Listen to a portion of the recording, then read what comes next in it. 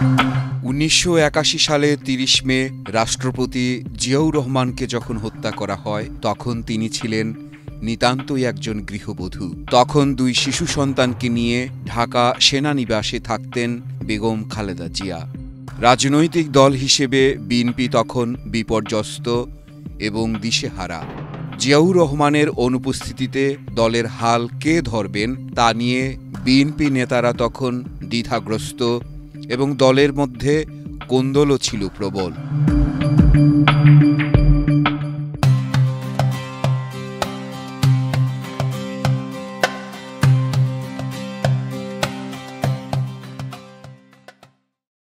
জিয়াউর রহমান যখন রাষ্ট্রপ্রধান ছিলেন তখন খালেদা জিয়াকে প্রকাশ্যে খুব একটা দেখা যেত না। তার রাজনীতিতে আসা তাই অনেককে চমকে দিয়েছিল।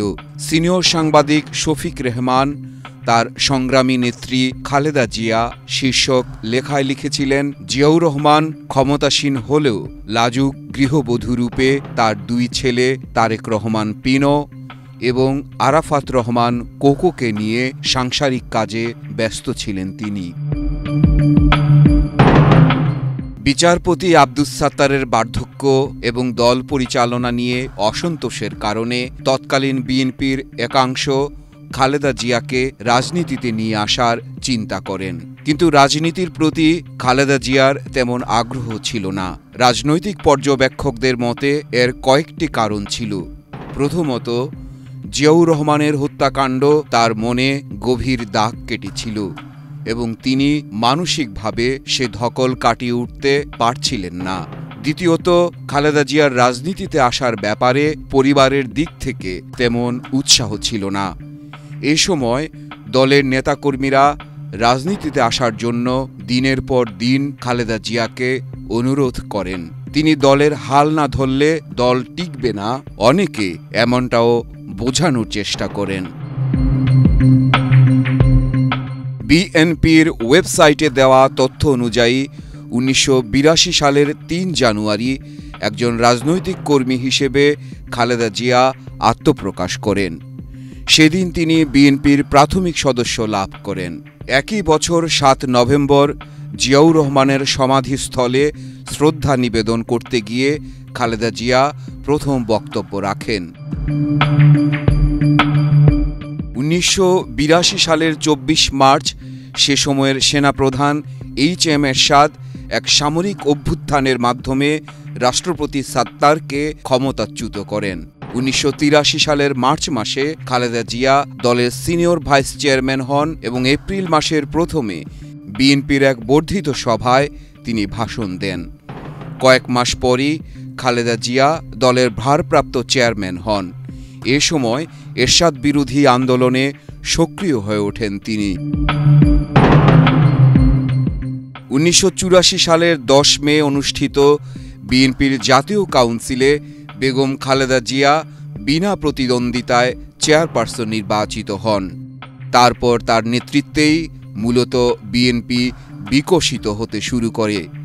এরশাদ বিরোধী আন্দোলন জোরদার করতে বেগম জিয়ার নেতৃত্বে 7 দলীয় ঐক্যজোট গঠিত হয়।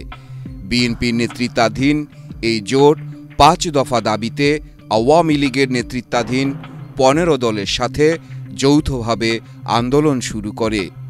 কিন্তু 86 সালের 21 মার্চ রাতে আওয়ামী লীগ সভানেত্রী শেখ হাসিনা এরশাদের অধীনে নির্বাচনে অংশ নেওয়ার সিদ্ধান্ত নিলে ঐক্যবদ্ধ আন্দোলন বাধাগ্রস্ত হয়।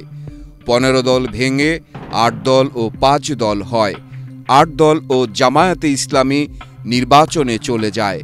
অন্যদিকে বেগম জিয়ার নেতৃত্বে 7 দল এবং 5 দলীয় ঐক্যজোট নির্বাচন প্রত্যাখ্যান করে আন্দোলন অব্যাহত রাখে। সেই থেকেই বেগম জিয়ার নামের সাথে আপোষহীন নেত্রী উপাধিটি যোগ হয়ে যায়।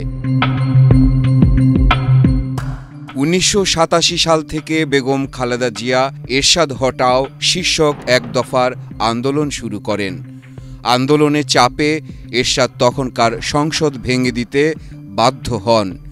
বেগম খালেদা জিয়ার আপোষহীন অবস্থান ও সুদৃঢ় নেতৃত্বে দীর্ঘ 8 বছরের নিরলস সংগ্রামের মধ্য দিয়ে এক অভিনব গণজাগরণ সৃষ্টি হয়। 1990 সালের 6 ডিসেম্বর অবিস্মরণীয় গণ অভ্যুত্থানের মুখে স্বৈরাচার এরশাদের পতন ঘটে। বিচারপতি শাহাবুদ্দিন আহমদের নেতৃত্বে গঠিত হয় নির্দলীয় নিরপেক্ষ তত্ত্বাবধায়ক সরকার। তাদের অধীনে 1991 সালের 27 ফেব্রুয়ারি অনুষ্ঠিত জাতীয় সংসদ নির্বাচনে বাংলাদেশ জাতীয়তাবাদী দল একক সংখ্যাগরিষ্ঠতা লাভ করে। বেগম খালেদা জিয়া 5টি আসনে নির্বাচন করে 5টিতে জয়লাভ করেন। তিনি বাংলাদেশের প্রথম মহিলা প্রধানমন্ত্রী হিসেবে 1991 সালের 20 মার্চ শপথ গ্রহণ করেন। খালেদা জিয়া আরও দুবার দেশের প্রধানমন্ত্রী হয়েছেন। 1996 সালের 15 ফেব্রুয়ারি অনুষ্ঠিত ষষ্ঠ জাতীয় সংসদ নির্বাচনে বিএনপি জয়যুক্ত হওয়ার পর খালেদা জিয়া দ্বিতীয় মেয়াদে প্রধানমন্ত্রী পদে আসীন হন। অবশ্য রাজনৈতিক সংকট উত্তরণের লক্ষ্যে ত্রয়োদশ সংশোধনীর মাধ্যমে তত্ত্বাবধায়ক সরকারের অধীনে জাতীয় নির্বাচনের বিধান সংবিধানে সন্নিবেশিত করে ষষ্ঠ জাতীয় সংসদ ভেঙে দেওয়া হয় এবং খালেদা জিয়া 1996 সালের 30 মার্চ একটি নিরপেক্ষ তত্ত্বাবধায়ক সরকারের কাছে ক্ষমতা হস্তান্তর করেন। ক্ষমতা এবং ক্ষমতার বাইরে থেকেও তিনি গণতন্ত্রকে সমুন্নত রাখতে ভূমিকা রেখেছেন। আওয়ামী লীগের স্বৈরশাসনের দীর্ঘ 15 বছর ধরে তিনি প্রকাশ্য গোপন নানা রকম রাজনৈতিক হয়রানির শিকার হয়েছেন। এর মধ্যে 13 নভেম্বর 2010 সালে বেগম খালেদা জিয়া তার 28 বছরের আবাসস্থল ছেড়ে যেতে বাধ্য হন। 2024 সালের আগস্টে ছাত্র জনতার অভ্যুত্থানের মাধ্যমে আওয়ামী লীগ সরকার পতনের পর সকল মামলা থেকে তিনি মুক্তি পান। রাষ্ট্রপতির আদেশে তাকে মুক্তি দেওয়া হয়। আর এভাবেই একজন সহজ সাধারণ গৃহিণী থেকে বাংলাদেশের রাজনীতির অন্যতম শক্তিশালী ব্যক্তিত্বে পরিণত হয়েছেন বেগম খালেদা জিয়া।